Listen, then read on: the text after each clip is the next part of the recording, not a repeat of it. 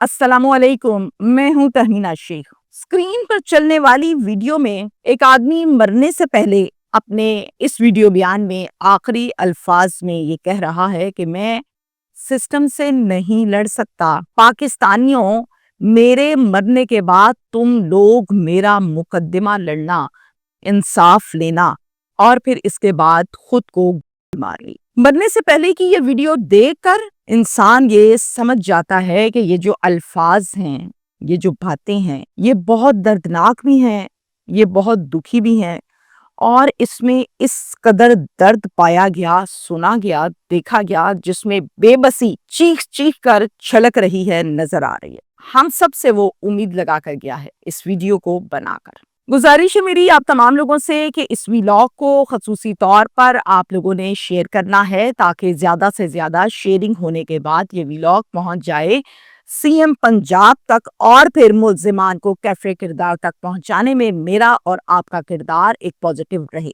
4 दिन पहले की बात है, 9 नवंबर को मैंने रावलपिंडी गुज्जर खान की रिहायशी नादिया, जिसकी उम्र 45 साल है, इनकी मौत के मुतल्लिक एक केस को, खबर को रिपोर्ट किया था बड़ी डिटेल के साथ। अब मैं आपको बताऊं कि इसी केस की मजीद जो अपडेट्स आई हैं उस पर आज का मेरा ये व्लॉग है, जिसमें जाने वाली नादिया और अब उसका शौहर, जिसका नाम शिराज आफ्ताब है, उसने भी अपने आप को मार ली है और अब वो इस दुनिया में हम सब में नहीं है। आपको याद रहे कि 5 नवंबर को नादिया ने अपने मोबाइल में एक वीडियो बनाई थी, जिसमें सारी बात तफसील के साथ उसने बताई थी, और फिर उसके बाद अपनी जान खुद ले ली थी। 6 दिन गुजरने के बाद अफसोस और बेबसी के साथ तहमीना शेख ये खबर भी दे रही है कि शौहर ने भी, यानी कि शिराज ने, फिर से एक वीडियो बनाई है अपने मोबाइल के अंदर, और फिर अपनी जान भी उसने सेम पैटर्न पर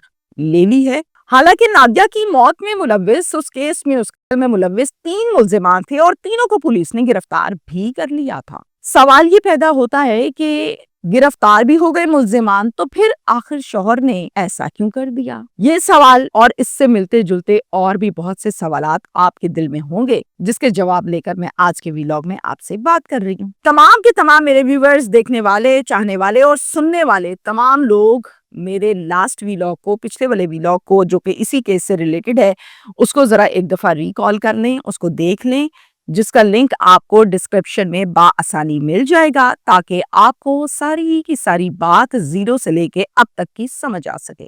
शिराज आफ्ताब ने बीवी नादिया के की FIR Gujjar Khan police station, जो कि रावलपिंडी का है, वहां दर्ज करवाई थी और 3 मुल्जिमान नॉमिनेटेड किए थे। नंबर 1 अदील। अदील कौन था? अदील वो खानदानी ज्वेलर था जो हर मर्तबा घर आता था और जेवरात के लेन देन से होते थे, जिसके बारे में शौहर का कहना था कि 4 साल से अदील मेरी बीवी के साथ नाजायज मरासिम में था। अब नंबर 2 मूसा, जो कि अदील का साथी था, जो दुकान पर काम भी करता था और जिसके हाथ में जाके नादिया ने जेवरात थमाए थे। और नंबर 3 जवाद, वो बैंकर जिसके टेबल पर लेकर गया था मुल्जिम ज्वेलर, और फिर उसने तमाम डॉक्यूमेंट्स पर साइन भी लिए थे और फिंगरप्रिंट्स भी लिए थे।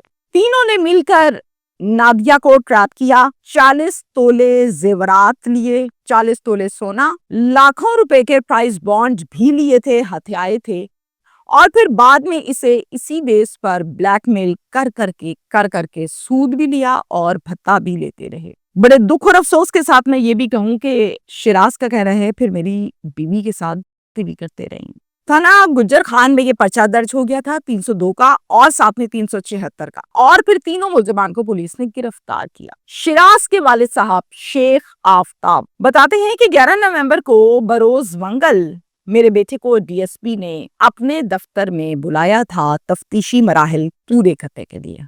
मेरा बेटा गया, मेरा बेटा वहां पर जो टाइम लगा वो किया, और फिर जब वापस घर आया तो मुझसे कहता है, अब्बा जी आज मुझे पता चल गया है कि मुझे इस मुल्क में इंसाफ नहीं मिलने वाला। मैंने पूछा, पुत्र की मसला की होया, क्या हुआ? आगे से जवाब दिया कि डीएसपी ऑफिस में आपको पता है कि मुझे बुलाया गया था। कहता, हाँ मैं गया था अब्बाजी। हाँ, अब वहां पर अब्बाजी मुल्जिमान कुर्सियों पर टांग पे टांग रख के चौड़े होके बैठे हुए थे और मैं सामने खड़ा हुआ था।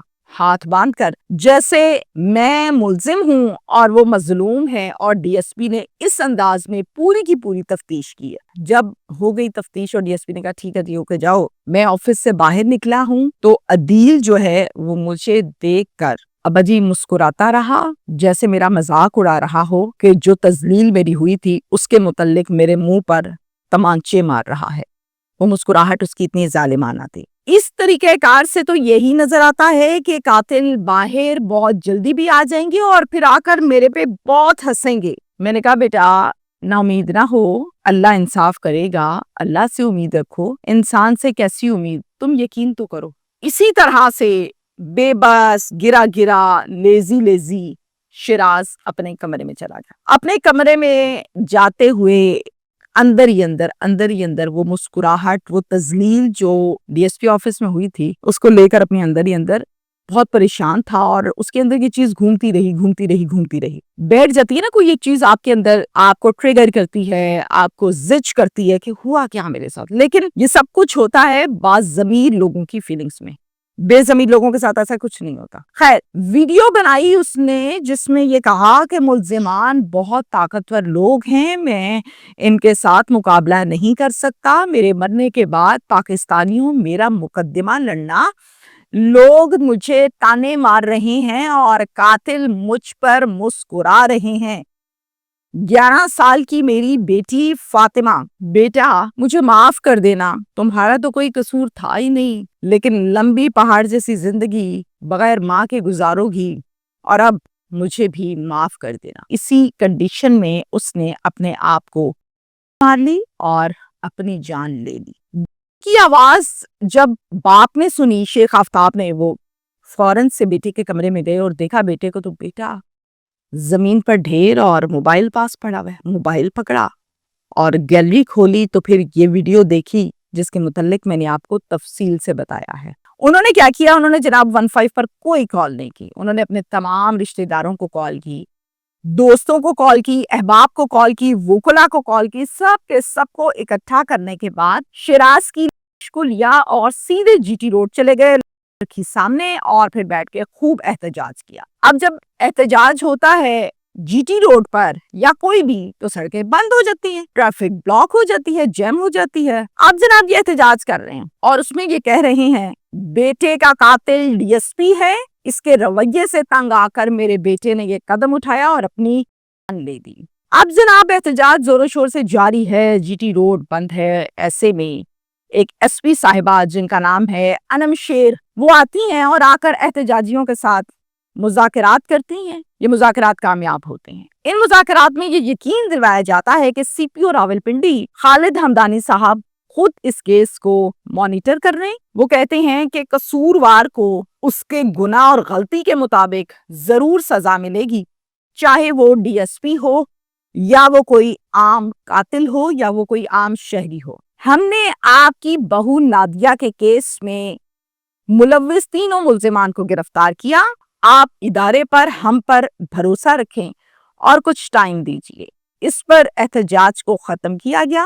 باپ نے بیٹے کی کو اٹھایا، میت کو لیا اور گھر آ گئے۔ آ کے پھر اس کے بعد جنازہ، تدفین کے مراحل، ان تمام کی تیاریاں کرنے لگے۔ نادیہ مٹی کے تلے، منو مٹی کے نیچے ہمیشہ کے لیے سو گئی۔ کچھ دن گزرے تو شوہر بھی منو مٹی کے نیچے سو گیا، ہمیشہ کی نیند۔ اب پیچھے ہے فاطمہ، پیچھے ہے ان کے دادا، بچی کے دادا کہہ لیتے ہیں۔ دادا تو شاید جتنی ان کی زندگی بچی ہے یا اپنا تجربہ اور اپنے معاملات کو مینج کرتے ہوئے گزار لیں گے۔ مجھے دکھ اس فاطمہ کا ہے کہ یہ کیسے رہے گی، معصوم بچی بن ماں باپ کے اس معاشرے میں جو کہ بھیڑیوں کا معاشرہ ہے، کیسے رہے گی۔ میں ہمیشہ سے اپنے ہر کیس، ہر ویلاگ، ہر پروگرام میں یہ کہتی ہوں، ٹھیک ہے گناہ ہوا، غلط ہوا، سزا ہونی چاہیے، کڑی سے کڑی سزا ہونی چاہیے، انصاف ہونا چاہیے میرٹ پر، لیکن جو پیچھے رہ جاتا ہے اس کی لوگ بات ہی نہیں کرتے۔ تہمینہ شیخ اس کی بات کرتی ہے۔ مجھے بہت دکھ ہے اس فاطمہ کا کہ اب اس نے کرنا کیا ہے، اس کی ماں نہیں ہے، اس کا باپ نہیں ہے، میں ریکویسٹ کرتی ہوں تمام اعلیٰ حکام سے کہ اس بچی پر ذرا نگرانی کیجیے اور اس بچی کا مستقبل، حالات و واقعات، پہاڑ جیسی لمبی زندگی، اس پر، اس کے سر پر ہاتھ رکھیں تاکہ اس کا پیسہ کوئی نہ کھا لے، تاکہ اس کی عزت نہ کوئی خراب کرے، تاکہ کوئی اس کو لاوارث سمجھ کے وہ سلوک نہ کرے جو لاوارثوں کے ساتھ ہوتا ہے۔ یہ میری ذاتی ریکویسٹ ہے آپ سے۔ اللہ اس بچی کا حامی و ناصر ہو، اللہ اس کی حفاظت کرے اور اس کے والدین کی مغفرت فرمائے۔ اگر میں صرف اور صرف پولیس کے رویے کی بات کروں تو بائی گاڈ یقین کیجئے مجھے نہیں پتا کون سا ڈی ایس پی ہے، کیا نام ہے، شاید کبھی نہ کبھی میں نے ہی پروگرام ان کے ساتھ کیا ہو یا نہ کیا ہو، لیکن پولیس کے رویے پر عوام واقعی بہت نالاں ہیں۔ چونکہ میں پروگرامز کرنے کے لیے جاتی ہوں، ریکارڈنگز کرتی ہوں، معاملات کو دیکھتی ہوں، جب پولیس اسٹیشن جاتی ہوں، جب ڈی ایس پی آفس جاتی ہوں، عوام رو رو کے اکٹھی ہوتی ہے اور اکٹھی ہونے پر بتا رہی ہوتی ہے باجی پولیس انصاف نہیں دے رہی، باجی یہ نہیں ہو رہا، باجی وہ نہیں ہو رہا۔ میں یہ نہیں کہہ رہی ہوں کہ پولیس واقعی انصاف نہیں دیتی، لیکن کچھ ایسی مت ہیں جو پکی ہو گئی ہیں، اسٹیمپڈ، سرٹیفائڈ ہو چکی ہیں اب تو، جو پولیس کے پاس ہے نا، ہو پولیس نے کہاں سننا ہے۔ میں ایسا نہیں کہتی، عوام ایسا کہتی ہے۔ پولیس کے رویے کے متعلق بڑی دنیا نالا ہے، دعائیں دیتی ہے، روتی ہے، دھوتی ہے، انصاف مانگتی ہے۔ مجھے ایسا لگتا ہے کہ شاید خالد ہمدانی صاحب ایک بڑے بہترین کمپیٹنٹ آفیسر ہیں جناب۔ باقی ڈی پی اوز کی بات کر لیں، ایس ایس پیز کی بات کر لیں، ڈی آئی جیز کی بات کر لیں، یہ تمام لوگ بڑے پڑھے لکھے اور اس ملک کے، میں یہ کہتی ہوں کہ وہ ستون ہیں جنہوں نے اٹھا رکھا ہے ادارے کو، سنبھال رکھا ہے کمان کو، اور عوام ان کی اس نگرانی میں جی رہی ہے۔ کچھ سیشنز ایسے کریٹ کر لیے جائیں جو رینکرز کو، ڈی ایس پیز کو، ایس ایچ اوز کو دیے جائیں، تاکہ ان کا رویہ تو چینج ہو، ان کو یہ تو پتہ لگے کہ ہمیں D S P, S H O یا ایس پی اس لیے نہیں لگایا کہ ہم ٹھیکے دار ہو گئے، جو ہم کہیں گے وہاں سے لائن شروع ہوگی۔